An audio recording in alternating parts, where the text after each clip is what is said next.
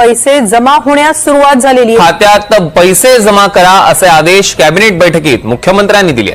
आणि मला अतिशय आनंद आहे, निधी वितरणाची सुरुवात आम्ही कालपासून केली आहे। 1 कोटीपेक्षा जास्त त्यांच्या खात्यामध्ये सुरुवातीलाच शेतकरी बांधवांसाठी महत्त्वाची अपडेट। शेतकरी बांधवांनो, अखेर पीक विम्याचा प्रश्न तब्बल 3 वर्षाच्या नंतर लागला मार्गी। आता शेतकऱ्यांना प्रत्येक जिल्हावाईज वेगवेगळी रक्कम मिळणार आपल्या आपल्या बँक खात्यावरती। 18,000, 22,000, 16,000, 14,000 आणि 13,000 या रकमेचा हप्ता बँकेवरती अधिकृतपणे तुमच्या बँक खात्यावरती येण्यास झाली सुरुवात। महाराष्ट्र सरकारचे मुख्यमंत्री असणारे देवेंद्र फडणवीस यांनी आज 28 जुलै आणि 29 जुलै या 2 दिवसाला, म्हणजे काल 28 तारीख, आज 19 तारीख, उद्या 30 तारीख, या 3 दिवसामध्ये तुमच्या बँक खात्यावरती 18,000 रुपये, 22,000 रुपये देण्याचा सगळ्यात मोठा निर्णय घेतला आणि पैसे देखील तुमच्या खात्यावरती येण्यास सुरुवात झाली आहे। कोणकोणत्या जिल्ह्यामध्ये पीक विमा जमा होण्यास सुरुवात झाली असून त्या 10 ते 12 जिल्ह्यांची नावं, उरलेले 18 जिल्हे कोणते, ज्यांना ऑगस्ट महिन्यात पैसे मिळणार। तुम्हाला तुमच्या खात्यावरती पीक विमा आता येण्यासाठी तुम्हाला 3 कागदपत्र आणि एक महत्त्वाचं काम करायचं आहे, तरच तुमच्या खात्यावरती हे पैसे येतील। अन्यथा काही लोकांच्या खात्यावरती पैसे आले असून त्यांना फायदा झाला आहे, मात्र तुम्हाला देखील फायदा होण्यासाठी तुम्हाला या 2 गोष्टी करायच्या आहेत, ज्या तुम्ही आत्तापर्यंत अजून केल्या नाहीत। तुम्ही डॉक्युमेंट देखील आत्तापर्यंत दिले नाहीत।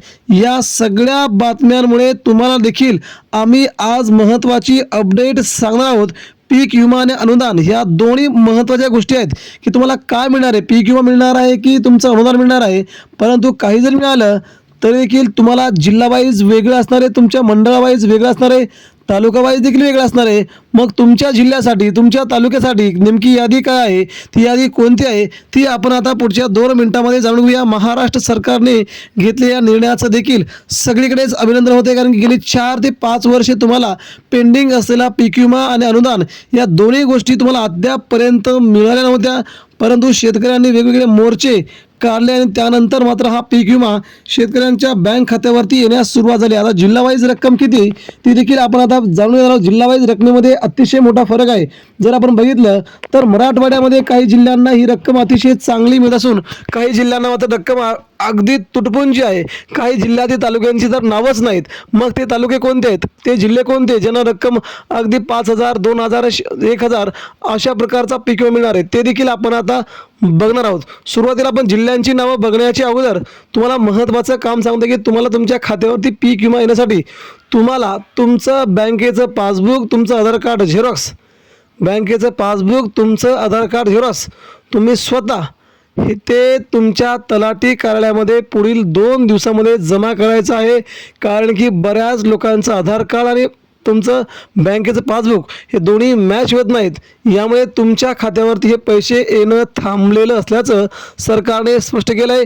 त्यामुळे तुम्हाला या 2 गोष्टी तात्काळ पुढच्या 2 ते 3 दिवसामध्ये 1 तारखेच्या आत तुम्हाला ह्या गोष्टी तिथे नेऊन देणं बंधनकारक राहील, तर तुम्हाला तुमच्या बँक खात्यावरती पैसे देईल।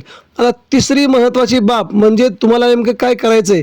मग यासाठी तुम्ही काय करणार, तुम्हाला पैसे येण्यासाठी तुम्हाला 22,000, 18,000 आणि 16,000, 14,000 आणि 13,000 हे पैसे तुमच्या बँक खात्यावर येण्यासाठी तुम्हाला 3 महत्त्वाच्या बाबी करायच्या आहेत।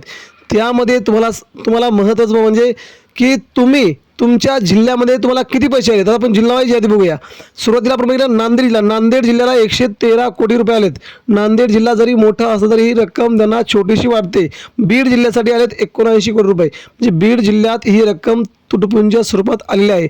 धाराशिव जिल्ह्यामध्ये 128 कोटी रुपये आलेत, ते लोकांच्या खात्यावरती येण्यास सुरुवात झाली। मराठवाड्यातील संभाजीनगरमध्ये 218 कोटी, ही रक्कम मोठी असून संभाजीनगर जिल्हा क्षेत्रफळाच्या दृष्टीने की मोठा आहे, त्यामुळे ते लोकांना ही रक्कम पुरेशी वाटत आहे। परभणी आणि हिंगोलीमध्ये नुकतीच 56 कोटी रक्कम आली। लातूरमध्ये 122 कोटी रक्कम आली असून ती रक्कम तुटपुंज आहे। सोलापूर जिल्ह्यामध्ये देखील कमी आहे। म्हणजे राज्यातील या मोजक्या जिल्ह्यामध्ये रक्कम जरी मिळाली असली तर या जिल्ह्यांसह सोलापूर, पुणे, नगर, नाशिक या भागात देखील पैसे येण्यास सुरुवात झाली असून हे पैसे शेतकऱ्यांच्या बँक खात्यावरती देण्यास सरकारने आता सुरुवात केली आहे. आपण बघितलं तर नागपूर, अमरावती, अकोला, बुलढाणा आणि वर्धा या देखील 6 जिल्ह्यामध्ये हे पैसे येण्यास सुरुवात झाली असून हे पैसे गेल्या 3 वर्षापूर्वीचे पीक विम्याचे पैसे ते रक्कम तुमच्या बँक खात्यावरती अद्यापर्यंत आलेली नव्हती. सरकारने मेहनत घेतल्यानंतर तुमच्या खात्यावरती हे पैसे आता येण्यास सुरुवात झाली आहे. सगळ्यात महत्त्व म्हणजे पालघर, रत्नागिरी, सिंधुदुर्ग या जिल्ह्यांना ही मदत मिळणार नाही. मुंबई शहर, मुंबई उपनगर, ठाणे या देखील जिल्ह्यांना ही रक्कम मिळणार नसल्याचं सरकारने स्पष्ट केलं आहे. तेव्हा तुम्ही तुमची कागदपत्रे लवकर जमा करा.